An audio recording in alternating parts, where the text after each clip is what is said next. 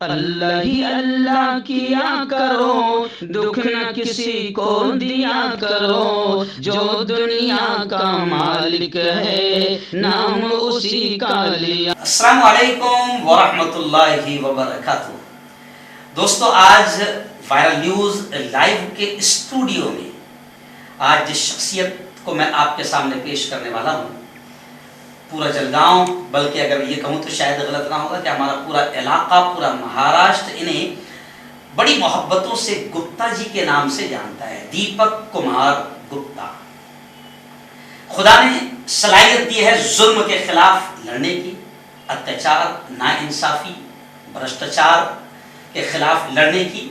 और गुप्ता जी जाने ही इस नाम से जाने जाते हैं कि जब भी कोई भ्रष्टाचार होता है, गरीबों पर जुल्म होता है, अत्याचार होता है, नाइंसाफी होती है, फिर वो अत्याचार, नाइंसाफी, जुल्म करने वाला चाहे कोई पावरफुल नेता हो या कोई वर्दी वाला पावरफुल शख्स हो, गुप्ता जी खामोश नहीं बैठते हैं। भगवान ने जो उन्हें सलाहियत दी है, फिर वो अपने कलम की सलाहियतों से जमहूरी तरीके से, कानूनी तरीके से उस नाइंसाफी, जुल्म और अत्याचार के खिलाफ आवाज उठाते हैं। अभी जब आपके रूबरू में उन्हें करूंगा तो आपको पता चल जाएगा कि कितने ऐसे काम उन्होंने किए हैं बड़ी डेयरिंग के साथ, कि जिसकी वजह से जनता को बहुत फायदा पहुंचा है, इलाके को फायदा पहुंचा है, बड़ी बड़ी समस्याएं हमारे इलाके की हल हुई है। और गुप्ता जी के नाम से जितने भ्रष्टाचारी है, यूं समझिए कि कांपते हैं। मैं सबसे पहले तो गुप्ता जी का मेरे अपने चैनल वायरल न्यूज पर बहुत बहुत इस्तकबाल करता हूं, स्वागत करता हूं, शुक्रिया अदा करता हूं। और आपके दर्शकों का भी स्वागत है। बहुत बहुत शुक्रिया। और रज़ाक पटेल साहब, जिन्होंने गुप्ता जी को हमारे अपने इस स्टूडियो तक लाने के लिए काफी मेहनत की, मैं उनका भी दिल की गहराइयों से शुक्रिया अदा करता हूँ। चलिए आइए, वक्त बर्बाद ना करते हुए सीधा मैं आपको गुप्ता जी से रूबरू कराता हूँ।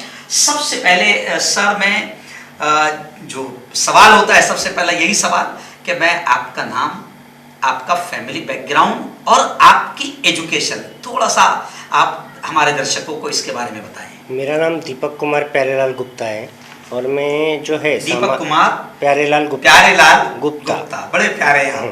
और उसके बाद में ना जो है मेरा जो है ना सामाजिक और माहिती अधिकार कार्यकर्ता बोल के मैं काम करता हूँ उसके अंदर। और मेरा जो एजुकेशन हुआ है FY तक के मैंने किया हुआ है एजुकेशन, हाँ उसका किया हुआ है। और है ना जो है मेरे को हमेशा जो है चीड़ है ना, जो गलत अगर होता है तो उसके विरोध में मेरे को आवाज़ उठाने का मुझे मन करता है कि किसी ने तो आवाज़ उठाना ही चाहिए, कोई होना चाहिए। तो वो मैं क्यों नहीं हो सकता हूँ, मुझे ये बोलता है। अच्छा, ये शौक आपको कि भाई इसे शौक भी हम कहेंगे, इसे हम फर्ज भी कहेंगे, कर्तव्य भी कहेंगे, ये कब से आप ये काम कर रहे हैं, कितने साल से?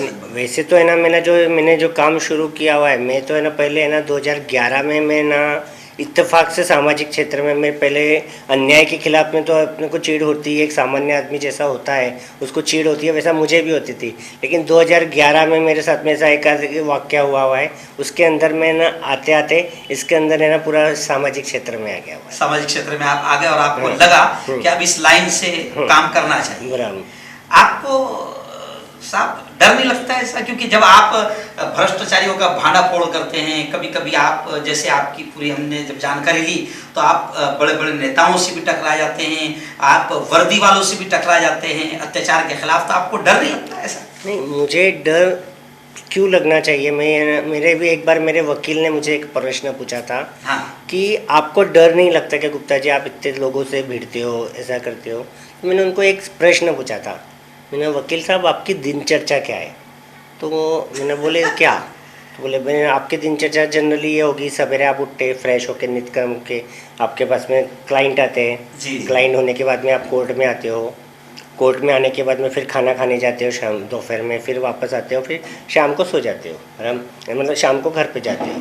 तो आपको इस काम में कोई खतरा है क्या, कोई दिक्कत आती है? कोई दिक्कत आती है? बोले कुछ भी नहीं है जी। और मैं दिन भर समझो है ना इनसे लड़ता हूँ, वाड़ों वालों से लड़ता है, उनकी तकरार करता, ये करता, तो मुझे खतरा ही खतरा है। बोले बराबर है, क्योंकि वाड़ों माफिया करने में पीछे भी धमकियाँ भी दी हुई थी, ये भी किया हुआ था। तो या बोलो राजकीय है या जो है कार्य करते रहते हैं, जो अपन तकरार करते हैं, जो गलत काम करते हैं उसकी तकरार करते हैं, वो विरोध सामाजिक उनके ना जो हित है, हितों पे पाँव रखा जाता है, जो गलत हित है उसके पाँव रखा जाता है, तो पलट के काटने की कोशिश भी करते हैं वो। तो मेरे को बहुत खतरा ही खतरा है, और आपको कोई खतरा नहीं है बराबर।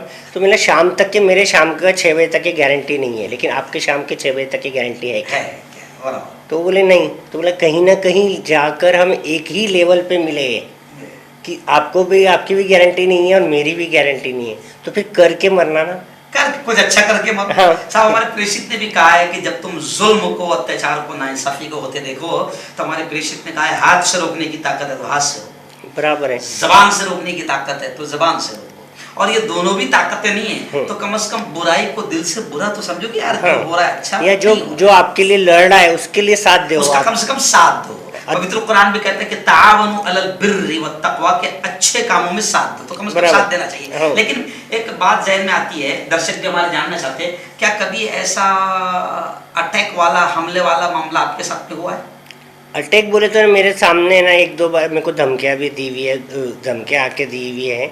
एक बार अटैक करने की कोशिश किया हुआ है, मुझे घेर लिया हुआ था, उसके कारण मुझे ना 3 साल पहले मुझे पुलिस प्रोटेक्शन भी मिला हुआ है इसके अंदर, मेरे को 24 घंटे, क्योंकि उन्होंने मुझे धमकियाँ दी थी, मारने की ये भी किया था, क्योंकि है ना वाड़ू वाले थे वो, उन्होंने मेरे पर, वाड़ू वाले थे, उनको है ना जो अधिकारी है, अधिकारियों की शर्त पे उन्होंने ये काम किया हुआ था उनका, क्योंकि उनका बड़े लेवल पर करप्शन होता है। तो उनको जो अधिकारी है, ऊपर के जो बड़े लेवल के अधिकारी है, उनको उनके हफ्ते जाते हैं डायरेक्टली, तो उनको उनका सपोर्ट रहता है, वो सामने आके मेरा विरोध नहीं कर सकते, लेकिन है ना इनके मार्फत है ना वो ऐसा करने की कोशिश करते रहते हैं। आपको लगता है ऐसा कि बाकायदा लोगों ने ये जो कुछ भी हो रहा है, भ्रष्टाचार, अत्याचार, करप्शन, घोटाले, जिसकी वजह से मुल्क का, मुल्क की जनता का, गरीबों का, आम आदमी का नुकसान हो रहा है, तो क्या आपको ऐसा लगता है कि और भी लोगों ने इस फील्ड में आकर काम करना चाहिए? मैं बिल्कुल आना चाहिए, सबने आना चाहिए, क्योंकि है ना किसी एक से है ना ये समस्या हल नहीं होगी। एक तो है ना नागरिक जो है या लोग है, उन्होंने दिल से उसको बुरा बोलना चाहिए, जो है ना अपने नैतिकता है, जो मोरल बोलते हैं, मोरल सपोर्ट जो उनका भी है ना बढ़ाना चाहिए। अगर आप है ना, मैं एक बात बोलता हूँ कि आप ट्रैफिक में पकड़े जाते हैं, समझो, तो ऑफर कौन करता है? आप खुद ही, आप ऑफर करते हैं उसको, मतलब आप भ्रष्टाचार को बढ़ावा स्टार्ट आपसे करते हैं, पहले आपने ऑफर करना बंद करना चाहिए। बराबर, ऑफर हम ही करते हैं साहब, 500 है, दंड हो रहा है, 200 ले लो, 100-200 ले लो, 300, तो ऑफर हम ही करते हैं उसको। मतलब अच्छा, एक और पर्सनल ऐसा पूछ रहा था मैं कि कभी कभी जैसा मैं भी बोलता हूँ, बहुत खतरनाक बोलता हूँ मैं मुल्क में जो नफरत फैलाने वाले नफरती चिंटू, मैं इन पर अटैक करता हूँ बहुत ज़्यादा, राष्ट्रीय एकता पर काम करता हूँ, तो कभी कभी ऐसा घर वाले अपनों को ये करते, जान दो ना भाई तुम काय के अस्त्र पड़े, तो आपके साथ में ऐसा होता है घर में? तो अक्सर ही होता है मेरा, अभी तक के पहले बहुत मेरा विरोध हुआ घर से, अभी बोले अभी ऐसा छोड़ दिया है, बोले ये काम करेगा करके। अच्छा, एक चीज थी कि शिवाजी नगर का हमारा जो शहर का पुल बना जी, अल्लाह अल्लाह करके बन गया जी, काफी लोगों ने दिक्कतें झेली। उस वक्त पेपर्स में ये आया था कि आप उसे टी आकार का नहीं बनना चाहिए, आपकी डिमांड टी वाई आकार का वो बनाया जाए, बराबर। तो आपने ये डिमांड, आखिर क्या मकसद था इसका?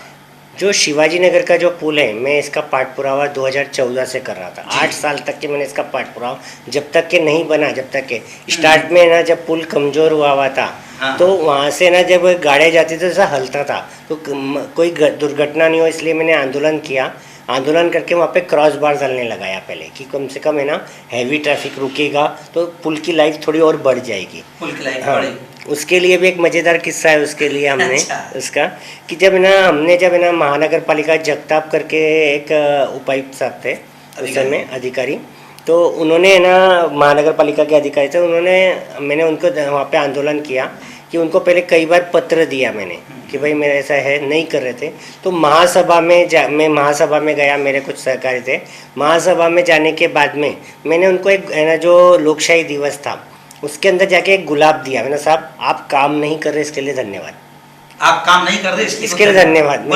गुलाब देके मैंने, आप एक काम आपको याद दिलाने के लिए, आप जितनी महासभा होंगी इसके बाद में, मतलब अपने लोकशाही दिवस होगा, मैं हर लोकशाही दिवस को आऊँगा, सिर्फ आपको धन्यवाद बोलूँगा कि आपने काम नहीं किया है अभी तक के, और एक एक गुलाब की संख्या बढ़ाते जाओ। आप बकायदा एक मरतबा आप महानगर पालिका सभागृह में जो है आप जमीन पर बैठ गए थे, हाँ, तो उस वक्त आपको बाहर जाने को कहा गया था, तो क्या हुआ था वहाँ? मामला? उस समय भी ऐसा हुआ था कि मैं परवानगी लेके अंदर बैठा हुआ था। मेरा ये मांगनी थी कि जो शिवाजी नगर का है वाई आकार का पुल होना चाहिए, उसके लिए मैं गया था और मैंने मांगनी करी हुई थी। तो मुझे ना, मैंने उसके पहले ना जो हमारे सरकारी जो शिवाजी नगर के नगरवासी थे वो सब साथ में आए हुए थे और उन्होंने ना, सबने ना नगर सेवकों को एक एक गुलाब दिया हुआ था जाते हुए।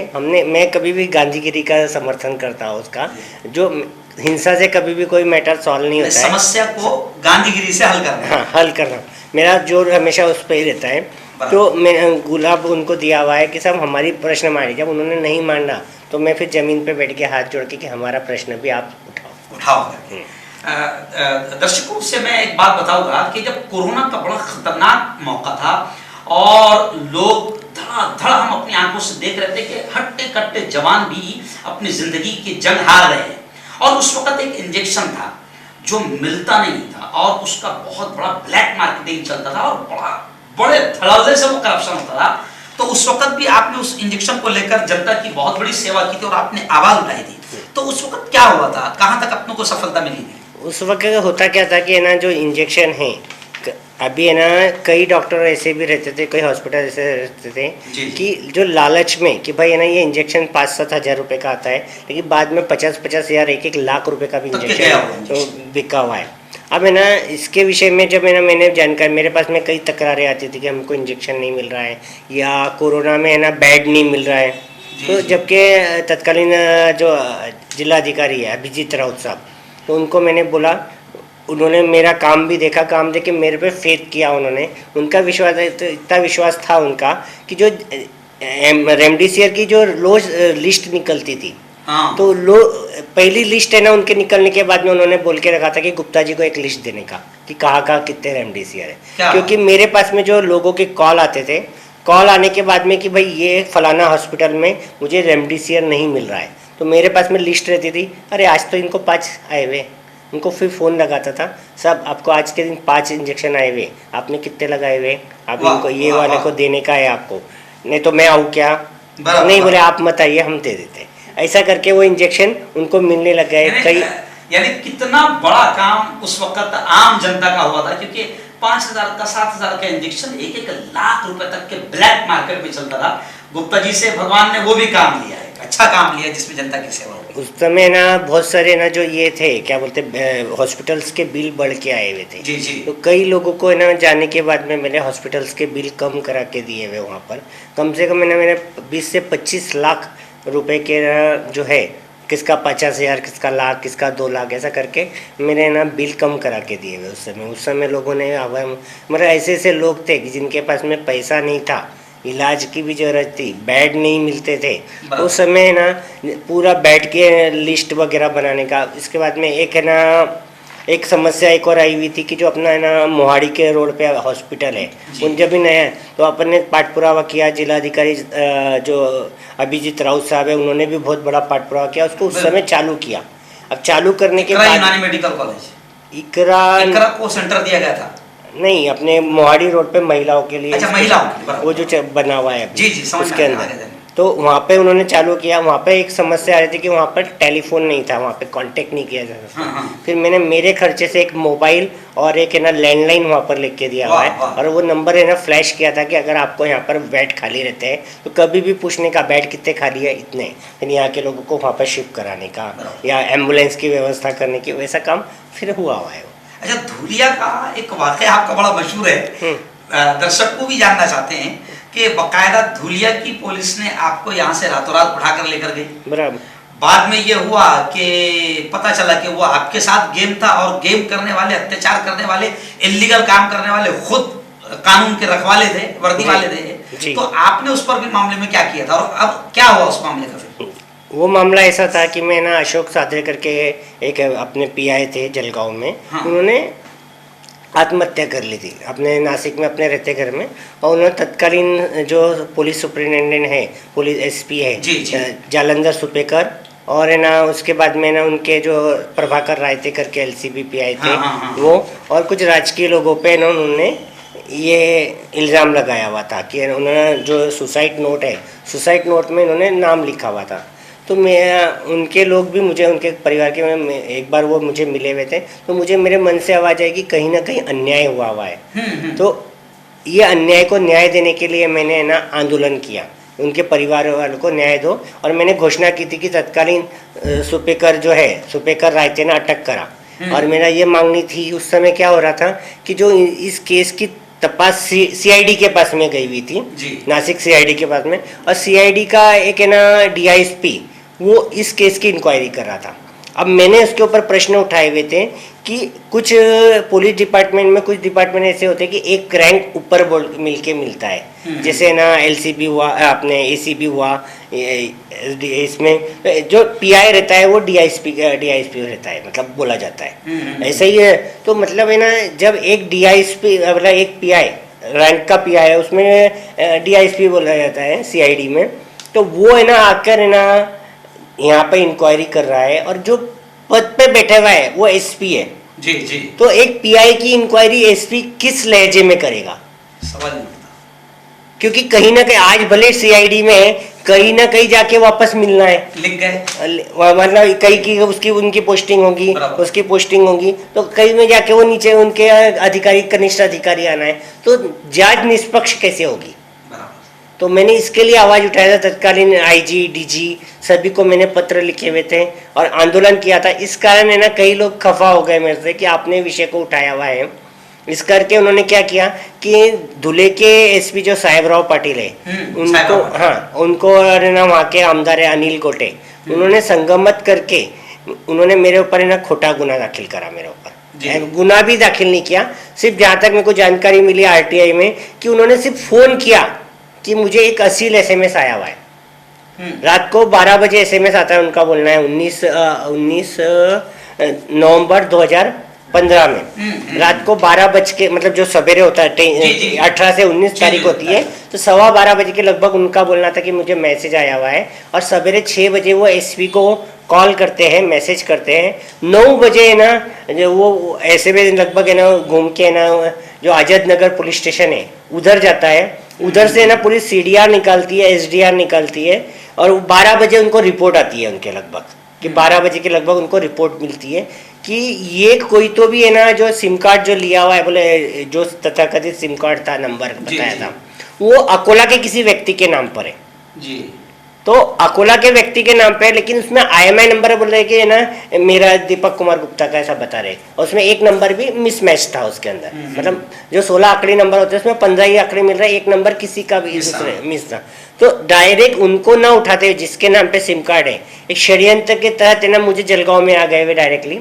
मेरे एक मित्र है नारायण अग्रवाल, तो उनके ना मैं हमेशा जाके शाम के समय बैठते थे, तो डायरेक्ट वो उनके दुकान पे गए। अगर एसडीआर या सीडीआर में अगर मेरा आया तो मेरा उधर का एड्रेस तो नहीं आएगा, डायरेक्ट आपके घर का एड्रेस आएगा। वो वहाँ पर ही कैसे क्या है, उन्होंने आए, मेरा फ्रेंड के उनको बोला कि ये ना, बोले दीपक गुप्ता कहाँ है, बोले तो बोले वो आते हैं हमें बैठते, बोले उनको बुलाओ, लेकिन उनको ये मत बोलना कि ये धुले से। बोले आप कौन है, तो बोले पुलिस है। बोले हम धुले से आए हुए, ऐसा मत बोलना। बोले क्यों नहीं, बोले वो आएंगे नहीं। बोले नहीं, बोले वो आएंगे बराबर। उन्होंने मुझे फ़ोन किया, उनको ये नहीं, तो मुझे फ़ोन किया, बोले आए, मैंने बिठा के रख, मैं आता हूँ। मैं वहाँ पे जाने के बाद में उन्होंने मुझे पूछा, बोले आपका मोबाइल दो। मैंने बोला आप कौन है, मैंने बोले हम धुले से PSI ढोले करके थे वो, और उनके साथ में 3-4 उनके सहकारी से 2-3 उनके। तो उन्होंने बोला आपका मोबाइल दो। मैंने साहब क्यों, मेरा मोबाइल क्यों दूँ? कोई भी सामान्य आदमी होगा तो पूछेगा ना मेरा मोबाइल क्यों ले रहे हैं आप, कुछ गुनाह दाखिल है मेरे ऊपर? नहीं, आपका मोबाइल दो। 3 बार उनको मैंने बोला। बोला ठीक है, मैंने आपको चाहिए, आप पुलिस है, पुलिस के मेरे मन में इज्जत है, मेरा सम्मान करता हूँ, ये मेरा मोबाइल मैं आपको मेरी मर्जी से दे रहा हूँ, आप मांग रहे हो, आपके डर से नहीं दे रहा हूँ, मेरी मर्जी से दे रहा हूँ। उन्होंने फ़ोन लिया, मैंने खोल के दिया मेरे लॉक नंबर, उन्होंने चेक किया, कुछ शायद IMI नंबर चेक किया। बोले चलो, बोले धुलिया। मैंने धुलिया क्यों चलूँ? नहीं, बोले चलो। मैंने मैं नहीं आऊँगा, आप मुझे, मेरे को अगर आपको लेके जाना है तो कानूनी तौर पे आप मुझे FIR दो, या मेरे खिलाफ कोई तकरार है तो वो तकरार दो, नोटिस दो, कुछ दो। नहीं, बोले कुछ नहीं, आपको चलना पड़ेगा। मैं नहीं आऊँगा जब तक आप देंगे। फिर सिटी पुलिस स्टेशन में लेके गए। बोले आप करीब के पुलिस स्टेशन में चल सकते हैं। मैंने हाँ वहाँ चलूँगा। चलिए आप सिटी पुलिस स्टेशन में। तो ये जो वाक्य है, श्यामा प्रसाद मुखर्जी शिवाजी नगर का पुल जो है, श्यामा प्रसाद मुखर्जी उद्यान के जो पेटी शॉप है वहाँ का है। वहाँ से हम ना सिटी पुलिस स्टेशन में गए, वहाँ पे फिर बोलने लगे। मैंने उनको पहले बोला आप पहले एंट्री करिए कि आप यहाँ पे लेने आए हुए आप मुझे। उनको मैंने बाकायदा एंट्री करने लगाया, एंट्री करवाया। फिर बोला अभी आप, मैं नहीं आता हूँ, मैंने मेरे वकील से पूछा। मैंने वकील से पूछा, ठीक है बोले वो। मैं उसके पहले ना मैंने बोला मैं सोचूंगा, मैंने बोला मैं नहीं आता। मेरे को है ना DK बसु, मतलब दिलीप कुमार बसु वर्सेस पश्चिम बंगाल सरकार, उनका है ना सुप्रीम कोर्ट के गाइडलाइंस है उसके अंदर कि आप है ना अटक कर रहे हैं तो अटक के मार्गदर्शक तत्व यही है कि आपको ये फुलफिल करना पड़ेगा उनका। तो मैंने बोला उसके अनुसार मैंने उनका हवाला दिया कि मैंने आप इसका है, आप इसके हिसाब से आप मुझे मेरे घर वालों को इन्फॉर्म कीजिए, आप FIR की कॉपी दीजिए, आप फिर भी लेके जा सकते हैं। और दूसरी बात है ना, जब आप दूसरे किसी डिस्ट्रिक्ट में अगर किसी को अटक करते हैं या किसी करते हैं तो लोकल पुलिस के बाद में ना, नहीं लोकल पुलिस को इन्फॉर्म करने के बाद में आपने ना संबंधित कोर्ट जो है, डिस्ट्रिक्ट कोर्ट है, उनसे परवानगी लेना चाहिए या उनके वहाँ पर हाजिर करके फिर ट्रांजैक्शन रिमांड लेना चाहिए। ये अटक के कुछ नियम है। तो मैंने उनको बताया तो उनके हाथ पर थोड़ा सा ये हो गए वो। फिर उन्होंने ना दीपक गंधाले करके AP आए थे वहाँ पे, थोड़े से अच्छे मेरे रिलेशन थे, शहर मेरे ही पुलिस है।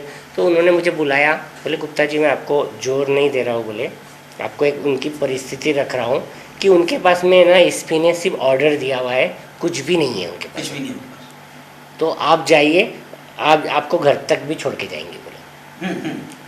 मैंने बोला ठीक है। मैंने बोला मेरे मर्जी से मेरे को। फिर उतने में क्या हुआ कि प्रेस वाले भी आ गए।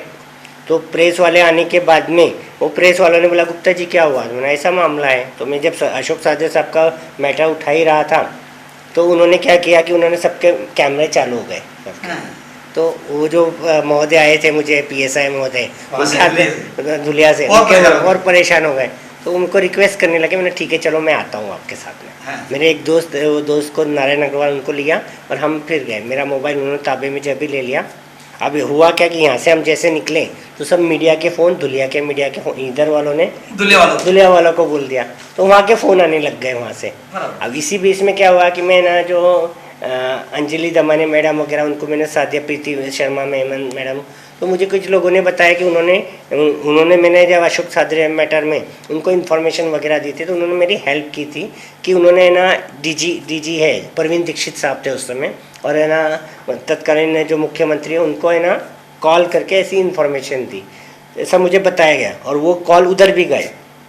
अब मैं जैसे ही जलगांव से धुले में गया तो वहाँ पर है ना हिम्मत यादव करके DISP थे और रमेश सिंह परदेशी साहब थे जो PI थे। अब उन्होंने क्या किया कि ना जैसे ही मैं आया तो वहाँ पूरे मीडिया वाले भी खड़े हुए थे। तो नहीं इनको पहले कैमरे के सामने बिठाओ। पहले कैमरे के सामने बिठाया, बोले इनको कैमरे के सामने मत, नहीं तो कल को कुछ होगा पुलिस है। फिर उसका इतना होने के बाद में फिर मुझे ना जब इंटरोगेट के पूछताछ करना चालू किया, उन्होंने बोले आपने ना ऐसे बोले आपने SMS किए, आपने कुणाल पाटिल को भी किए हुए हैं, उसके बाद में हिना गावित को किए हुए हैं और अनिल गोटी को किए हुए, ऐसे कुछ 4-5 नाम उन्होंने बोले। मैं उनमें से एक को भी नहीं जानता था। तो बोले इनको आपने, मैंने साहब ये लोग कौन है? तो बोले एक खासदार है, एक आमदार है और ना एक महापौर है, एक दूसरे आमदार है। मैं सब इनका और मेरा कनेक्शन क्या? अगर मैं किसी काम से अगर गलत लगता है तो मैं मेरे आमदार को बोलूँगा ना। अगर मैंने मेरे आमदार को गाली दी होती कि भाई काम नहीं करा तो कहीं ना कहीं कनेक्टिविटी जुड़ती थी कि भाई इसने काम नहीं किया होगा, तो इसलिए या तो इलाका भी नहीं है, तो ये मैं क्यों करूँगा पहली बात। और दूसरी बात, आप गाली गलौज कर रहे हैं, अश्लील गाली गलौज बोले किया हुआ है, तो मेरा मोबाइल में आपको खोल के दिया हुआ है। इसमें मेरे जो अक्सर होता है कि जो दोस्त रहते हैं एक दूसरे को गाली से बात करते हैं, तो मेरे को वो भी नहीं चलता है। मैंने बोला मैं मेरे दोस्त भी है, हाँ कि दोस्त को भी मैंने गाली दी होगी तो ये भी नहीं चलता है, मेरे को वो भी नहीं चलता है। हाँ। इसमें कहीं पर भी नहीं है।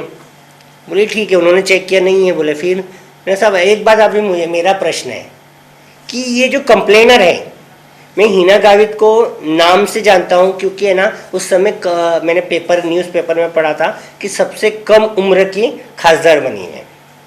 और अनिल गोटे जो है उनको भी मैं ना जानता हूँ। कैसे? तो ना जब तेल की घोटाले में नाम आया था तो तब न्यूज़पेपर में आया था और तब से हमेशा आता रहता है तेल की घोटाले का, तो ये उसमें आरोपी थे करके इतना मैं जानता हूँ।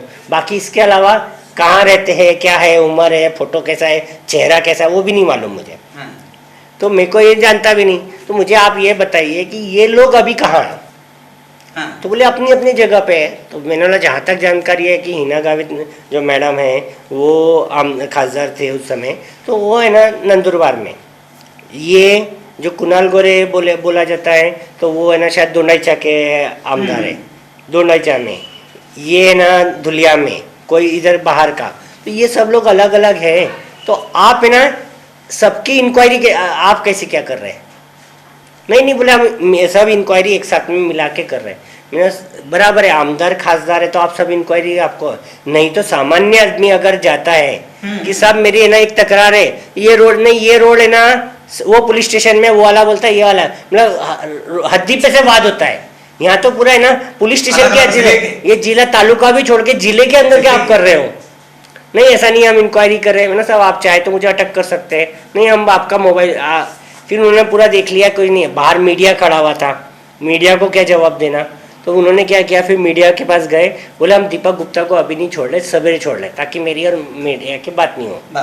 तो 10:30-11 बज गए थे, ऐसा करके उन्होंने छोड़ दिया। फिर बाद में पूछा मैंने साहब मैंने आपको अटक करना नहीं, बोले हम अटक नहीं कर रहे, बोले आपका मोबाइल हम ताबे में ले रहे। मैंने साहब किस उसमें नहीं, बोले आप ऐसा बताइए कि यहाँ लामकली करके गाँव है दुलिया में कोई तो भी, तो वहाँ पे दरोड़ा पड़ा हुआ है और वो दरोड़े में है ना हमने ना डम डाटा जो है ना मोबाइल का निकाला हुआ है, मतलब सबका, उसमें आपका भी नंबर आया हुआ है, इस करके हम मोबाइल ताबे में ले रहे। ऐसा आप लोगों मीडिया को बता रहे। नहीं सब ऐसा में नहीं है। उन्होंने मेरे साथ लिख लिया। अच्छा लिखाते समय क्या लिखाया कि आपको जो पुलिस स्टेशन है धुलिया डिस्ट्रिक्ट के कोई भी पुलिस स्टेशन में आना पड़ेगा। मतलब एक प्रकार की प्लानिंग थी कि मुझे आपको घुमाने का है, पुलिस स्टेशन घुमाने का। तो मैंने नहीं सब बोले फिर आपको अभी हम छोड़ रहे हैं।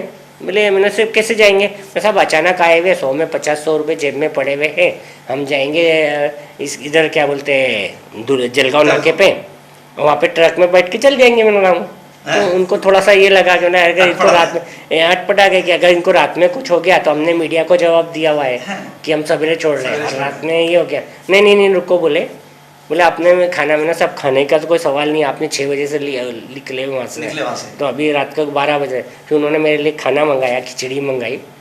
खिचड़ी मंगा के बोले अभी क्या मिलेगा? बोले खिचड़ी। तो हम दोनों ने एक खिचड़ी में दोनों जने खाए और फिर है ना 2 है ना कांस्टेबल को मेमो दिया और मेमो दे के उन्होंने घर तक यहाँ पर ला के हमको घर तक के छोड़ा जी। तो उसके मैंने जलगांव में नोन करने लगाई। पहले रात को 3 बजे जलगांव के पुलिस स्टेशन में नोन करके उन्होंने ला के छोड़ा और घर तक के उन्होंने मुझे छोड़ के आए। अब मेरा घर ऊपर का हुड़कों के घर में रहता हूँ, तो मैंने मेरा ये घर है, तो उनको तभी भी यकीन नहीं आया। तो गुप्ता जी जरा पानी पिला दीजिए ना। फिर मैंने ऊपर से पानी लेके आया, उनको पानी पिला, जब यकीन आया कि इनका ही घर है।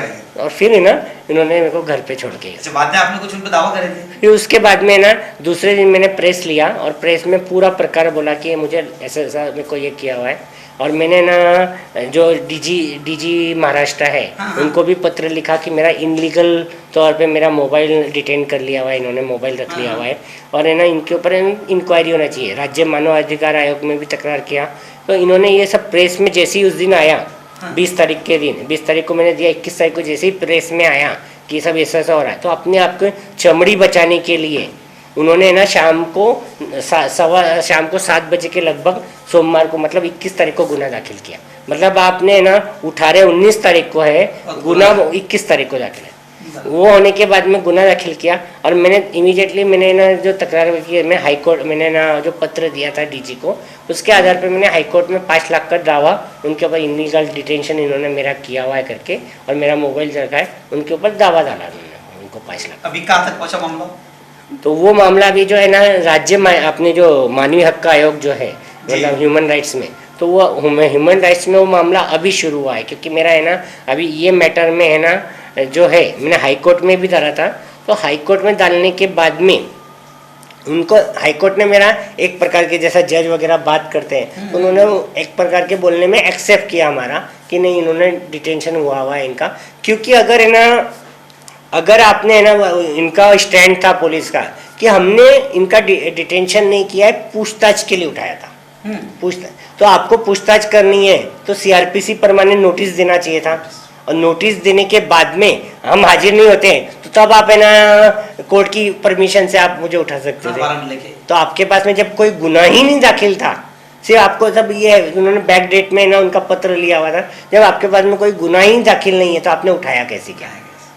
और उठाया तो आपने फिर ना इनलीगल डिटेंशन हुआ है, आपने नोटिस दी क्या? नहीं बोले, फिर आपने डायरेक्ट आके उठा लिया। तो इतनी तत्परता किस लिए? किस लिए, क्या है इसके पीछे? हाँ, मतलब जो हो रहा है कि तकरारदार है ना एफआईआर भी लॉन्च करने की उनको है ना टाइम नहीं मिला, एफआईआर की कभी ये हुआ या तकरार लेने का भी टाइम नहीं मिला। जैसे सवेरे 6:15 बजे आते हैं, 9 बजे आप ना सीढ़ियाँ निकालते हैं, 12 बजे आ जाते हैं, शाम को 4 बजे जलगांव आ जाते हैं, उठा के 6 बजे 7 बजे वहाँ पे पहुँच जाते हैं। यहाँ से 6 बजे 7 बजे आते हैं, 9 बजे वहाँ पे पहुँचे हुए थे। तो इतने एक दिन में इतनी फास्ट कार्रवाई होती है। तो आमदार खासदार के लिए तुम्हारी इतनी फास्ट कार्रवाई है कि आपको है ना उन्होंने बोला हुआ ब्रह्म वाक्य हो गया। हाँ, मतलब जो ऊपर से भगवान ने बोला हुआ ऐसा वाक्य हो गया हुआ है कि उन्होंने बोला, उनको ये भी तपास नहीं रहा कि उनको SMS आया कि नहीं आया। उनका मेरा मोबाइल ताबे में ले रहे हुए, उनका मोबाइल ताबे में नहीं लिया। ये प्रकरण में फिर मैंने जब ये हुआ तो कोर्ट ने मान्य किया था, लेकिन मैंने कोर्ट से ये बोला, मैं साहब मुझे पैसा महत्व नहीं है, इन सब की इंक्वायरियाँ चाहिए। मैंने इनका पीछे कौन, किसके पीछे काम कर रहा है? हाँ, तो फिर ना उसके अनुसार है ना जलगांव के अपने धुलिया के ना जो तत्कालीन कलेक्टर है दिलीप पांडरपट्टे, उनको है ना उन्होंने कोर्ट कमिश्नर बनाया था। और इनको ये लोग सब वहाँ पर आते थे, वहाँ पे क्या बात, वहाँ पे बुलाए। तो उस समय ना जो है जो PI थे, जो परदेसी साहब जो थे, दिलीप परदेसी जो, उन्होंने ना मेरे को बोलते थे गुप्ता जी चलो अपन खाना खाने जाएंगे बाहर। मैंने नहीं सब मेरे को नहीं खाने का आपका खाना। नहीं बोले आप अच्छे आदमी हो। बोले मैंने सब कब मालूम पड़ा? जब मैंने हाईकोर्ट में केस किया, जब आपको मालूम पड़ा कि मैं मतलब अच्छा आदमी सिद्ध करने के लिए हाईकोर्ट में जाना पड़ेगा क्या? नहीं ऐसा नहीं है। फिर उन्होंने बोलते बोलते जब बाद में LCB PI भी बने वो, तो उन्होंने एक बार बोलते बोलते मेरे को मालूम था कि उनका दोष नहीं है, उनका समझो पर्सनली उनको ऊपर दबाव में काम किया हुआ है उन्होंने। तो भी मैंने उनका बोलना मेरा ये था कि उन्होंने गलत किया। तो उन्होंने मुझे बताया, बोले मेरा कोई दोष नहीं था गुप्ता जी। बोले मुझे सिर्फ ना जो तत्कालीन SP है उनका कॉल आया कि बोले आपका एक बंदा भेजो, बोले PI कोई भी। तो मैंने PI में देखने के लिए मामला क्या है करके मैं भी चला गया। तो बोले मैंने मेरे पैर पे कुल्हाड़ी मार ली जो आपके केस में आया। नसीराबाद का भी आप पर टोल नाके का मुद्दा बहुत वायरल हुआ था, तो वो क्या था मसला? नशीराबाद का भी मैं आपको बताता हूँ। पहले नहीं ये केस में, फिर आखिरी में क्या हुआ है कि 6 साल है ना ये केस चला है, 8 साल केस चला हुआ है दुलिया का। अभी हाल ही में मेरे को निर्दोष छोड़ा हुआ है, क्योंकि आखिरी तक के जो आमदार हैं, तत्कालीन आमदार अनिल गोटे, अपना बीमारी का बहाना बताया हुआ है, आखिरी तक के कोर्ट में नहीं आए हुए। उनको कोर्ट में 4 से 5 बार सम्मन भेजा हुआ है। उसके बाद में जो PSI ढोले थे वो भी आखिरी तक के कोर्ट में नहीं आए हुए।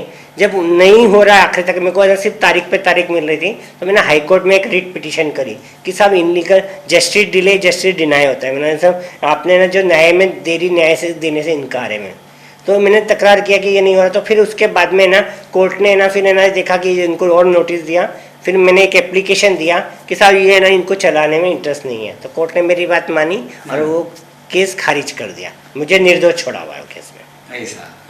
और दूसरा आप जो बोल रहे हो नशीराबाद का, जो नशीराबाद टोल नाके का किस्सा ऐसा है कि वहाँ पर मुझे अभी कैसा होता है कि कहीं भी प्रशासन को न्याय नहीं मिलता, किधर भी लोगों को न्याय नहीं मिलता, तो मेरे पास में तकरार लेके आते हैं गुप्ता जी यहाँ पर ऐसा चल लोग आपको अपना मसीहा मान रहे हैं। मसीहा मैं नहीं बोलूँगा अपने आप को, मैं इतना बड़ा नहीं हूँ, लेकिन एक हमदर्द तो भी समझ रहे हैं कि कहीं ना कहीं ये बंदा हमारे काम आ सकता है इसको। तो उन्होंने ना मुझे ना एक किसी ने बताया, वो उनके वहाँ कर्मचारी थे, उन्होंने किसी में से कि गुप्ता जी यहाँ पर मेरे पास में आए, बोले यहाँ पे गलत चल रहा है। बोले जो मशीनें हैं, जो बोगस मशीनें चल रही है, जैसे है ना जो जिनके पास में फास्ट ट्रैक है वो तो ठीक है, फास्ट ट्रैक निकल जाए, लेकिन फास्ट ट्रैक नहीं है तो उनको डबल जुर्माना देना पड़ता है। जैसे 90 रुपये फास्ट ट्रैक में लगता है तो 180 रुपये मशीन से। तो उस समय क्या करते हैं कि उन्होंने वहाँ पे एक मशीन रहती है, वहाँ पे ना उनके ऊपर से ना वो पावती निकलती थी। इन्होंने क्या किया हुआ था कि इन्होंने डुप्लीकेट, जैसे ना ST में जैसी टिकट देते हैं वो फाड़ के, वैसी बराबर वैसी की वैसी डुप्लीकेट मशीनें बना ली और वो मशीनों से पावती निकाल के इनको दे देते। सेम दिखती थी तो उनको कुछ मालूम नहीं पड़ता था, उसको छोड़ देते और ऊपर दिखाते थे कि ना यहाँ के लोग जो है, समझो नशीराबाद बोलो, जलगांव के लोग लोकल लोग दादागिरी करते हैं, ये करते हैं, इस करके हमको छोड़ना पड़ता है। मतलब है ना लोकल लोगों को पैसा वसूल कर रहे हैं, हाँ, ऊपर बता रहे कि पैसा मिला ही नहीं। मिला ही नहीं है, लोकल लोगों को गुनहगार ठहराते थे। लोकल। मतलब ये दादागिरी करते, गुंडागिरी करते यहाँ पर, जी। ऐसा लोगों को बदनामी हो रहा। और उसके बाद में क्या हो रहा था कि शासन जो है, जी जी शासन का जो है ना वो भी नुकसान हो रहा था। कैसे? उसको रोज से ठेका दिया हुआ था, लेकिन जितनी गाड़ियां का कलेक्शन जाएगा कि समझो 1000 गाड़ियां आई तो शासन उसके ऊपर है ना ये ठहराता है, जी 1000 गाड़ियां 1200 गाड़ियां, तो उसका महसूल ठहराता है कि हमको कितना कितना कितना इससे है ना आएगा। रोज का टेंडर देना चाहिए इसको। तो ये जो गाड़ियां है ये गाड़ियां कम बता के उसका है ना जो अगला टेंडर होगा, अगला पहले क्या था, पहले 9 महीने के लिए, फिर तो शासन का नुकसान, बाद में 5 साल का टेंडर जाएगा, तो वो आज कलेक्शन जो होगा 5 साल का जो होगा वो इस आधार पर ठहराया जाएगा। तो ऐसी मुझे माहिती मिली। माहिती मिलने के बाद में फिर अभिजीत राउत साहब और अपने परवीन मुंडे साहब उनके पास में गया। मैंने उनको बोला साहब ऐसा ऐसा हो रहा है, मुझे आपकी टीम चाहिए, क्योंकि मैं बोले मैं आपको लोकल पुलिस स्टेशन का देता हूँ। परवीन मुंडे साहब को बोला तो नहीं, मैंने मुंडे साहब मैंने मुझे लोकल पुलिस स्टेशन पे भरोसा नहीं है, लोकल पुलिस स्टेशन भी मैनेज है। बोले आपके पास में आप ऑलरेडी बॉडीगार्ड है। मैंने सही साहब मैं भी उसमें नहीं, आपकी टीम चाहिए। मेरी तकरार, मैंने राइटिंग में तकरार दिया कि आपकी टीम ने कार्रवाई करना चाहिए। फिर मेरी तकरार लेने के बाद में हम है ना मेरे एक मित्र की गाड़ी में हम वहाँ पर गए, और जैसे ही उन्होंने वहाँ पे बदल गए, फास्टैग हमने लगाया नहीं था, निकाल लिया, फाड़ के फेंक दिया था, उसमें था तो उसके लिए। तो वहाँ पे गया तो उन्होंने मशीन, हम बाहर निकले, बोले भाई पैसे इतना लाया, वो मशीन वहीं पर ही हमने पकड़ी उसके ऊपर। और पकड़ने के बाद में एक जन ने, दूसरी मशीन थी, 2 टीम बनाई थी। तो एक टीम है ना जलगांव गेट में और एक टीम भुसावल तरफ इधर। हमने भुसावल जाने वाली तरफ, तो एक टीम पहली जगह खड़ी थी, इधर से एक जन एक मशीन लेके भागा, तो ऑलरेडी टीम वहाँ खड़ी हुई थी, वो टीम ने उसको वहाँ से पकड़ी और पकड़ के फिर है ना केस बनाया। तो नाई, आखिरी में नाई ने पहले मुझे बोला कि नहीं हम है ना गुना दाखिल करते हैं, बोले, लेकिन आखिर तक ही गुना दाखिल नहीं किया। फिर है ना बोलने के बाद में पुलिस जो ये है पुलिस ने गुना दाखिल किया, गुना दाखिल हुआ। हाँ, नशीराबाद पुलिस स्टेशन में। लेकिन बाद में उसमें भी मुझे पता चला कि जो एक एरिया अपने जलगांव के एक खासदार है तत्कालीन, जो वो खासदार का ही वो है, और उनके दबाव के कारण थातुर मातुर गुना दाखिल हुआ बस नाम को, मतलब ढीला कर दिया उसको। मतलब उन्होंने जो गुना दाखिल किया हुआ है, जो छोटे मोटे जो वहाँ के जो बच्चे लोग हैं जो 5-7 हज़ार 8 हज़ार रुपये काम करते, उनके ऊपर या तो जो है मेन मैनेजर जो था उनको गुना दाखिल ही नहीं किया, उनको बचा लिया। आज भी है ना मैं पाठ पुरावा मेरा चालू है, जो एसपी साहब है उनके पास में मैंने तक किया कि आज भी जो उनका पुरावा एक जगह पे ना सील करा हुआ है। हम अभी भी तो 180 ले रहे हैं। अभी भी तो ले रहे हैं 180। नहीं, अभी जो 180 ले रहे हुए हैं जी, तो वो बाकायदा शासन के पास जा रहा है। उसका फायदा कैसा होगा कि तुम्हारा अगर है ना इसको सही ढंग से कैलकुलेशन होता है, समझो 10 लाख रुपए, तो 10 अगर ये 1 लाख रुपए बताते हैं तो 10 महीने में तुम्हारा खत्म होगा। लेकिन अगर यही 50,000 रुपए बताते कि हमको कलेक्शन नहीं आ रहा है तो 20 महीने जाएंगे, पैसा उतना ही रहेगा। जब अगर इसका फायदा क्या है नागरिकों को कि जो अगर वो मुद्दत जल्दी खत्म होगी उसको फ्री होगा, वो नागरिक का काम होगा। हाँ, वो फ्री होगा। इस प्रकार से ना जनता को भी धोखा, शासन को भी धोखा। हाँ, एक बहुत लंबा आपने वक्त दे दिया। बस आखिरी बात ये है कि आपने बकायदा गैस सब्सिडी को लेकर नरेंद्र मोदी को भी ट्वीट कर दिया था। हाँ, मैंने किया हुआ था 2-3 बार, उनको अलग अलग उसमें भी ट्वीट किया हुआ है उन्होंने। जैसा है ना एक नरेंद्र मोदी साहब को जब बोला कि गैस सब्सिडी के लिए जो आप है, आपने ना आपके जो मंत्री है स्मिता ईरानी मैडम, जब है ना 300 और 400 रुपए गैस सिलेंडर था, सब्सिडी आती थी 700 रुपये 800 रुपये में, 400 रुपये का भरा पड़ता था, सब्सिडी आती थी। तो उस समय जब महंगा हुआ था तो आप सिलेंडर लेके घूमते थे, आपके मंत्री लोग, 1 रुपये पेट्रोल का 1 रुपया बढ़ता था, जाम कर। तो अब कैसा क्या हो गया हुआ है कि ये आपके बोल रहे नहीं है। 1100 रुपये आज मैंने कल ही, आज मेरे घर पे सिलेंडर आया हुआ है 1108 रुपये का सिलेंडर, 8 रुपये का आया। तो 1108 का आ रहा, तो अभी कोई बोलने को तैयार नहीं है। वैसा ही है ना लॉकडाउन के समय भी उनको पत्र लिखा था, अपने लॉकडाउन के पहले, नोटबंदी के समय उन्होंने बोला था मेरी कहीं गलती निकल जाए, मेरा कहीं इरादा निकल जाए तो आप जनता जिस चौराहे पे बुलाएगी उस चौराहे पे आप में आके सजा भुगतने को तैयार, मुझे सिर्फ 50 दिन दे दो। तो मैंने ना 2 साल बाद में वो पत्र भी लिखा हुआ था अपने कलेक्टर साहब के मतलब ये मार्फत ना मैंने उनको दिया हुआ है कि साहब आप आइए सागर चौक अपना जलगांव का जो सागर पार्क है उसमें आप अच्छा है, वहाँ पे अच्छा है, आप वहाँ जगह लोगों की बहुत है तो लोगों को जवाब दीजिए वहाँ पर, आप जवाब दीजिए कि क्या हुआ तेरा वादा। और ये कानड़दा वाड़ू माफिया का जो चल रहा आपका, आपने बीच में उस पर भी आवाज उठाई। हाँ, कानाडा बोलो या वाड़ू माफिया जिस स्पीड में वो गुजरते हैं तो कई मरतबा लोगों के लिए धोखादायक हो जाता है, होता ही है। वहाँ पर इन लोगों की कई तकरार आती है कि एकदम, और कई बार एक्सीडेंट भी हुए तो उसके भी मामले मैंने उठाया हुआ है। उसके बाद में है ना जो कलेक्टर अमन मित्तल साहब है उनको भी तकरार किया हुआ है। उसके बाद में है ना प्रशासन एक्शन मोड में आया हुआ है। पिछले आप देखिए कि अभी कलेक्टर साहब खुद एक ट्रैक्टर पकड़ने के लिए भी जाते हैं उसका इफेक्ट ही है। हाँ। क्योंकि आप तो वहाँ पर भी कलेक्टर ऑफिस में आप चढ़ बैठे बकायदा, और आपने बीच में आपका काफी हंगामा हुआ था कि आपने 2 लोगों को एजेंट बताकर बकायदा राम रतन का नाम कुछ तो भी दिए थे आपने। हाँ, तो जो दो एजेंट उनके थे उनके जो है ना पैसे जमा कर रहे हुए थे उनको गन का लाइसेंस भी दिया हुआ है। तो मैंने उनको जब यही बोला था कि आपने गन का लाइसेंस क्या रिकवरी करने के लिए दिया है, रिकवरी करने के लिए दिया गया। चलिए खैर, बहुत बहुत धन्यवाद। बहुत मैं समझता हूँ कि मैं किन अल्फाज से गुप्ता जी का शुक्रिया अदा करूँ। बहुत लंबा वक्त आपने हमको दिया, आपका बहुत बहुत शुक्रिया। हमारी दुआएं हैं आप सलामत रहो और आप इसी तरीके से जनता के लिए, मुल्क के लिए, जनता और मुल्क की सेवा में काम करते रहो। धन्यवाद।